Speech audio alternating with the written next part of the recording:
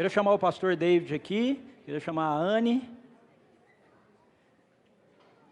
A Anne já vai vir com você agora ou você quer que chama na hora de orar só? Na hora de orar? Tá bom. Bom, a gente já anunciou isso, né, algum tempo atrás. O pastor David com a família tem entendido desde o final do ano passado, na verdade acho que até um pouco antes, mas comunicando com a gente desde o final do ano passado, que eles sentem Deus chamados para um novo momento, né, do ministério. A gente já colocou isso aqui para vocês, e eles estão se preparando então para que isso aconteça. Isso vai incluir a mudança deles de volta para Itajubá, para esse próximo ano eles estarem trabalhando praticamente com a parte de levantamento de recursos. Mas nós falamos que nós teríamos um culto aqui onde a gente teria o privilégio de poder orar por eles, fazendo essa parte do envio e tudo mais. Nós estaremos em parceria, né, com eles também, com a graça de Deus. E o pastor David vai usar um pouco da palavra agora para a gente poder, a igreja, né? Algumas pessoas já sabem disso, mas a igreja como um todo poder entender um pouquinho melhor, né, qual é o projeto, qual é a proposta que Deus tem colocado no coração deles. Depois a gente vai orar por eles. Bom dia a todos. Esse é um daqueles momentos que são difíceis, né? Porque a gente fica triste e alegre ao mesmo tempo. Triste porque fazem 5 anos que a gente está aqui e a gente sempre foi amado, acolhido. A gente fala de 5 anos que passa um filme na cabeça da gente, né? A gente atravessou uma pandemia juntos, a Aimee nasceu aqui. Eu fui ordenado pastor aqui nessa igreja e são muitas coisas, né? E é triste porque o coração aperta, porque a gente nunca teve nada que reclamar. Então, isso deixa o nosso coração apertado. Mas, ao mesmo tempo, eu falo que a gente fica alegre porque a gente tem muita convicção daquilo que Deus está chamando a gente para fazer.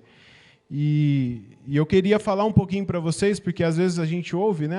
O pastor David está indo para Portugal, está saindo, o que está acontecendo? Então, eu queria explicar um pouquinho isso.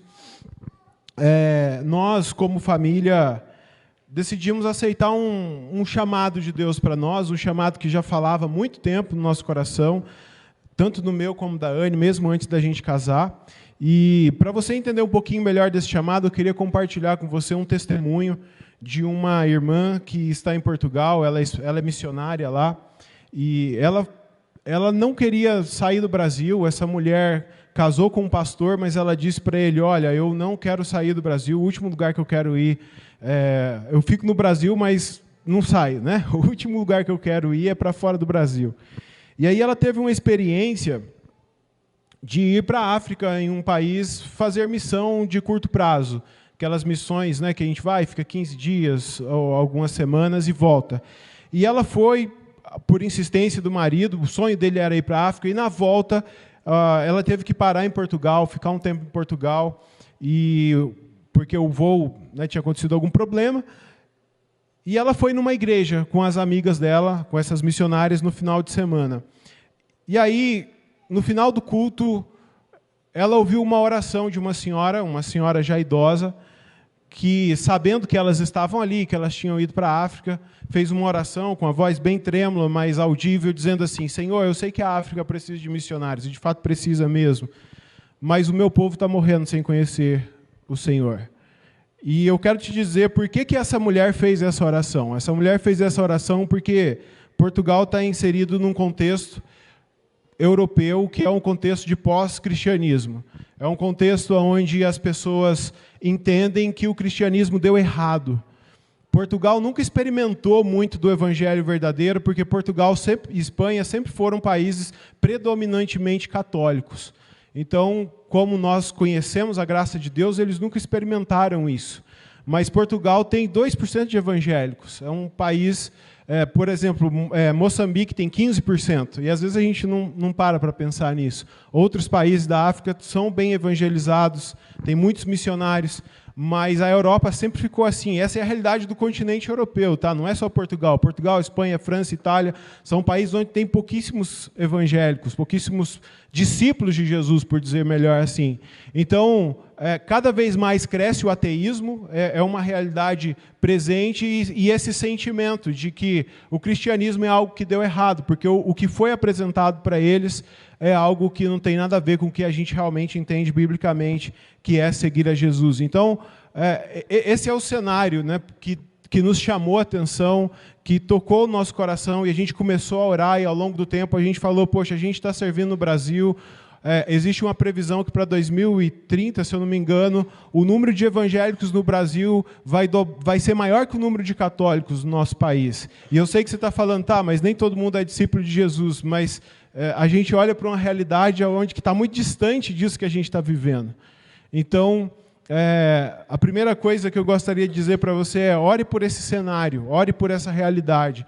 Tem muitos brasileiros indo, mas nem todo mundo vai com o coração de realmente pregar o evangelho ali. Muitos vão procurando uma vida melhor, né? Então, ore por esse cenário.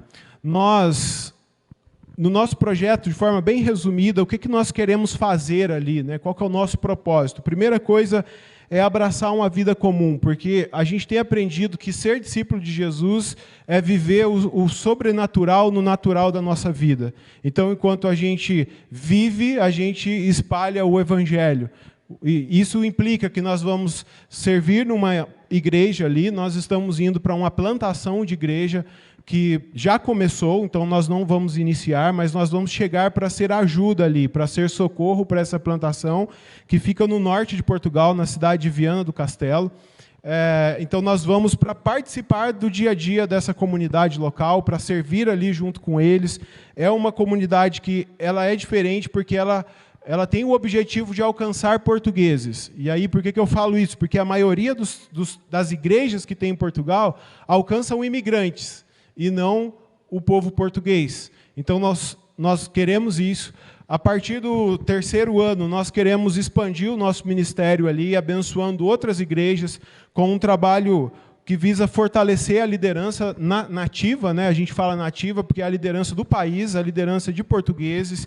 Isso já acontece, mas é bem pouco, então a gente quer somar forças, quer fazer parceria para que isso aconteça e disseminar uma cultura de discipulado. A gente quer que realmente existam discípulos de Jesus ali, porque nós entendemos que a igreja cresce com discípulos de Jesus, né? Então, eu vejo que Portugal é um começo. Então, é melhor que comece bem, que comece com discípulos verdadeiros e não apenas com consumidores de religião, né? Então, esse é o nosso desejo.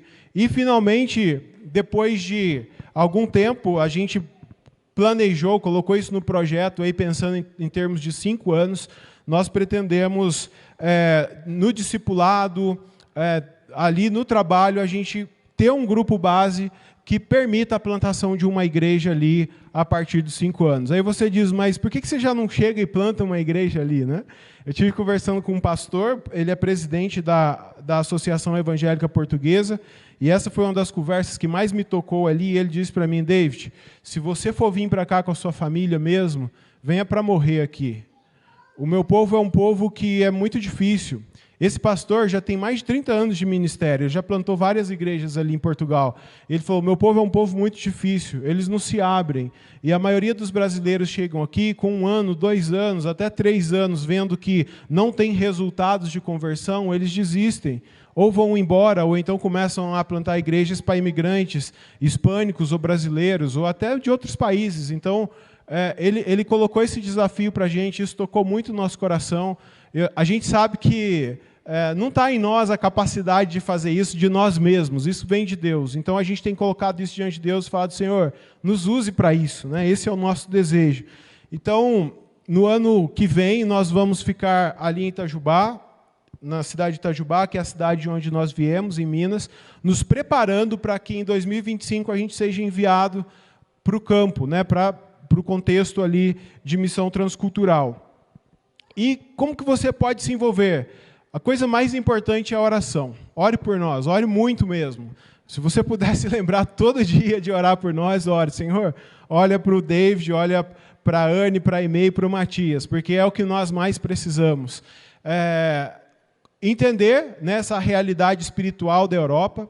Eu não tenho dúvidas que existem potestades, que existem principados ali, que lutam para barrar o avanço do Evangelho. Nós vamos para um lugar solitário, nós não temos parentes lá, nós não temos família, então nós estamos indo para um lugar onde nós sabemos que nós podemos encarar um cenário de solidão, né, de não ter amigos, de não ter ninguém por perto.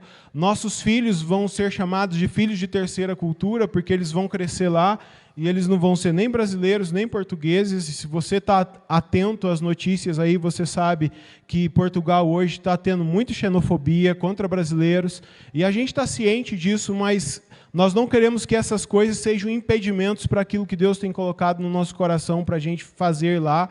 Ore também por parceria, né? Nós precisamos de parcerias de oração e também parcerias financeiras. Não tem como fazer a missão sem recurso financeiro. É por isso que Deus nos abençoa, para que a gente possa abençoar também.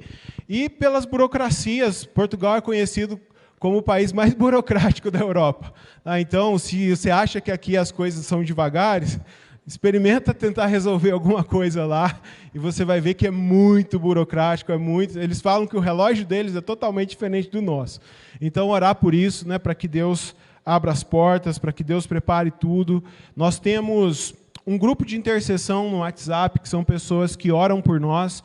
Nós compartilhamos nossos pedidos de oração ali. Se você quiser se envolver, conhecer mais, orar por nós, fale comigo ou com a Anne. A gente vai colocar você nesse grupo de intercessão. E também você pode seguir a gente através das redes sociais. A gente sempre está postando alguma coisa. A partir do ano que vem, a gente vai atualizar isso mais frequentemente, como está o nosso treinamento. Então, o que nós queremos pedir é ore por nós. E a gente tem a alegria, como o pastor Ricardo falou aqui, de estar sendo enviado por vocês. É a igreja onde a gente chegou, a igreja que nos acolheu, que viu o nosso ministério amadurecer. Então, nós temos essa alegria. Vocês já fazem parte, né? Já estão fazendo parte dessa parceria como igreja. Então, nós louvamos a Deus pela vida de cada um de vocês.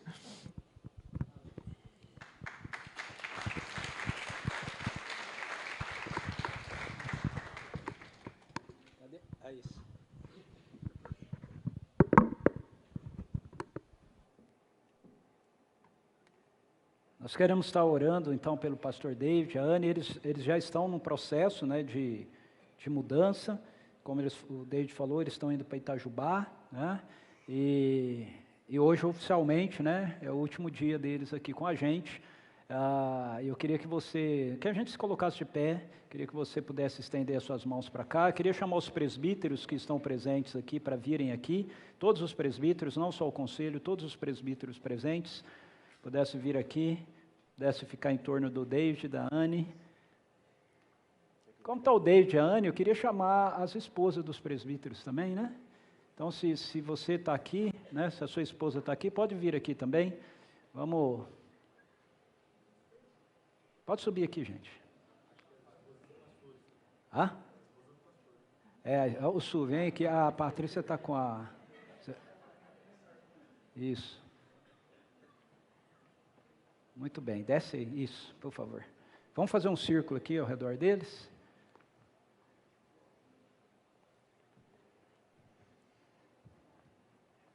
Estenda as suas mãos para cá. Nós vamos estar orando por eles nesse momento. Pai, em nome de Jesus, nós queremos te agradecer pela vida, Senhor, do David. Queremos te agradecer pela vida da Anne, Senhor, da Imê, do Matias, que está sendo formados e desenvolvendo, Senhor. Queremos te agradecer por esse tempo que eles estiveram aqui conosco, servindo no teu reino, ao teu reino, junto com a CPV. Amém. E queremos colocá-los diante do Senhor nessa nova etapa, nessa nova fase. O Senhor é o Deus da seara, o Senhor é aquele que chama, aquele que envia, e nós queremos abençoar aquilo que o Senhor está fazendo nessa etapa na vida, Senhor Deus, dessa família. Pedindo a sua provisão, o seu sustento, Senhor, em termos espirituais, em termos materiais, em termos emocionais para eles, ó Pai. Amém. E queremos, ó Senhor, na autoridade do nome de Jesus, enviá-los, pedindo que o Teu Espírito seja, Senhor Deus, abundantemente sobre eles, ó Pai, se manifestando, Senhor Deus, através deles, ó Pai. O Senhor é o Deus que envia e o Senhor é o Deus que sustenta também aqueles que são enviados. Então nós os encomendamos a Ti, em nome de Jesus. Amém, Senhor. Amém. Amém. Amém. Amém. Pode dar uns abraços neles aí, ó. Vamos dar uma salva de palmas.